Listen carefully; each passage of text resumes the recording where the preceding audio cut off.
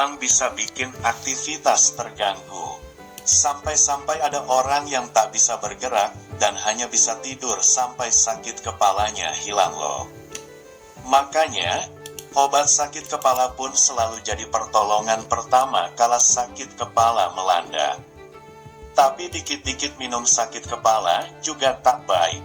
Mending tahu cara minum obat alami untuk sakit kepala. Salah satu ramuannya adalah cengkeh.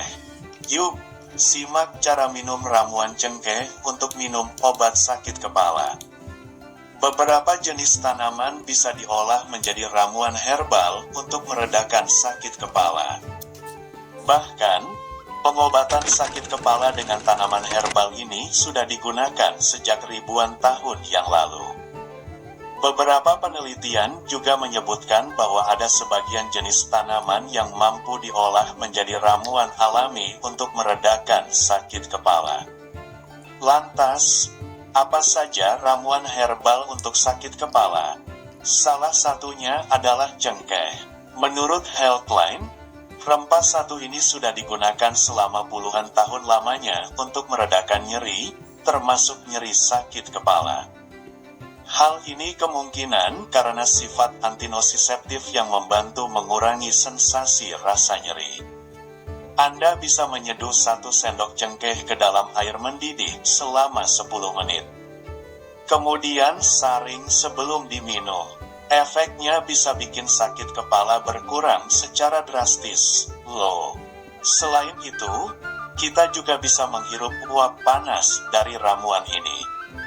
Hasilnya bisa bikin jadi relaks loh. Glenn Fredly Deviano Latuihamalo, atau yang akrab disapa Glenn Fredly, dikabarkan meninggal dunia pada Rabu, tanggal 8 April tahun 2020. Penyanyi legendaris ini meninggal pada usia 44 tahun karena sakit meningitis. Sebelumnya, Glenn diketahui sudah beberapa lama mendapat perawatan di rumah sakit. Ya, meningitis memang diketahui merupakan penyakit akut yang bisa merenggut nyawa penderitanya. Dari kalangan artis, ada almarhum Olga Syahputra yang juga meninggal dunia karena meningitis pada 2015 lalu.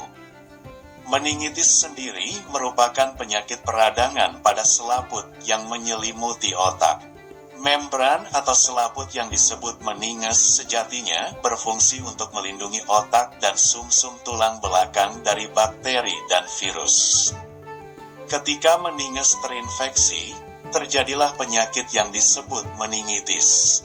Kasus meningitis lebih banyak disebabkan karena infeksi virus dibanding bakteri.